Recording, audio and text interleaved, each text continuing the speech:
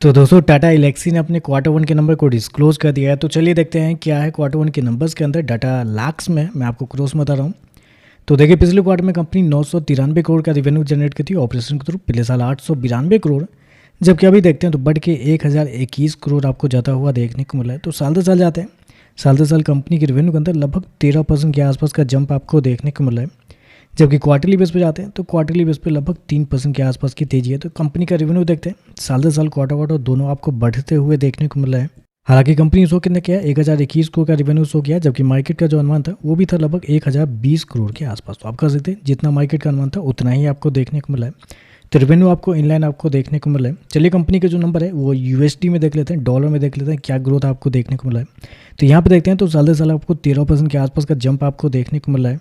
लेकिन अगर actual growth देखते हैं तो एक्चुअल ग्रोथ जो है वो लगभग 3% के आसपास है। तो डॉलर में देखते हैं तो 3% का जंप है साल दर साल, जबकि क्वार्टरली बेस पे 3% के आसपास का जंप आपको देखने को मिला। लेकिन अगर डॉलर के रूप में देखने के लिए आते हैं तो लगभग 0.4% के आसपास का जंप आपको देखने को। तो आप कह सकते हैं एग्जैक्टली उतना ही रेवेन्यू जंप आपको देखने को मिला है जितना TCS के केस में आपको देखने को मिला था।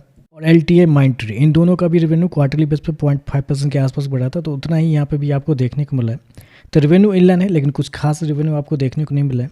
खर्चे की बात करते हैं तो देखिए पिछले क्वार्टर में 776 करोड़ खर्च किए थे, पिछले साल 734 करोड़, जबकि अभी देखते हैं तो कंपनी खर्चे 830 करोड़ आपको जाता हुआ देखने को मिला है। तो खर्चे भी देखते हैं, खर्चे भी आपको ठीक है, नॉर्मल ही आपको देखने को मिल रहा है। हालांकि नॉर्मल से थोड़ा ज़्यादा देखने को मिला क्योंकि क्वार्टरली बेस पे कोई ज़्यादा ग्रोथ नहीं है, 0.4% के आसपास का जंप आपको देखने को मिला है। लेकिन जब खर्चे देखने के लिए जाते हैं तो खर्चे आपको काफ़ी ज़्यादा आपको देखने को मिला है, लगभग 6% के आसपास का जंप आपको देखने को मिला है। तो खर्चे काफ़ी ज़्यादा हैं क्वार्टरली बेस पे। चलिए प्रॉफिट क्या निकलता है वो देखते हैं। तो देखिए पिछले क्वार्टर में कंपनी 220 करोड़ के प्रॉफिट में थी, पिछले साल 144 करोड़, अभी देखते हैं तो बढ़ के 170 करोड़ आपको जाता हुआ देखने को मिला है। तो साल दर साल जाते हैं तो साल दर साल कंपनी के प्रॉफिट के अंदर लगभग 17% के आसपास का जंप आपको देखने को मिला है। लेकिन वहीं अगर क्वार्टरली बेस पे जाते हैं तो क्वार्टरली बेस पे कंपनी के प्रॉफिट के अंदर गिरावट आपको देखने को मिली है, लगभग 23% के आसपास की गिरावट। तो आप कह सकते हैं पहली ऐसी IT कंपनी ये बन के निकल के आ रही है जिसका क्वार्टरली बेस पे प्रॉफिट गिरता हुआ देखने को मिला। तो नंबर आप काफ़ी कमज़ोर आप कह सकते हैं। कंपनी शो कितना किया है, 170 करोड़ का प्रॉफिट इस क्वार्टर में, जबकि मार्केट का अनुमान था लगभग 220 करोड़ के आसपास। तो यहाँ पे देखते हैं तो मार्केट के अनुमान से बहुत ही कमज़ोर आप कह सकते हैं कंपनी का प्रॉफिट देखने को मिला है। मार्जिन देख लेते हैं, मार्जिन क्या बना है।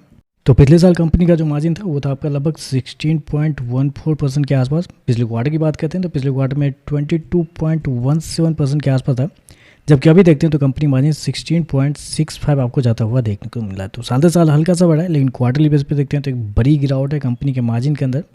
EPS की बात करते हैं तो देखिए पिछले क्वार्टर में 35 रुपये के आसपास, पिछले साल 23 रुपये, अभी देखते हैं तो लगभग 27 रुपये आपको जाता हुआ देखने को मिला है।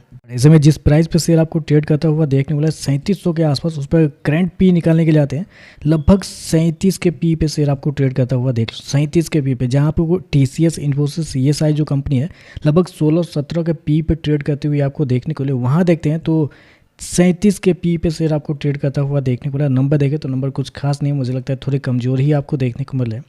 तो देखते हैं मार्केट कैसे रिएक्ट करता है। वीडियो पसंद आए तो लाइक कीजिएगा, साथ में साथ चैनल को सब्सक्राइब जरूर कीजिएगा। धन्यवाद।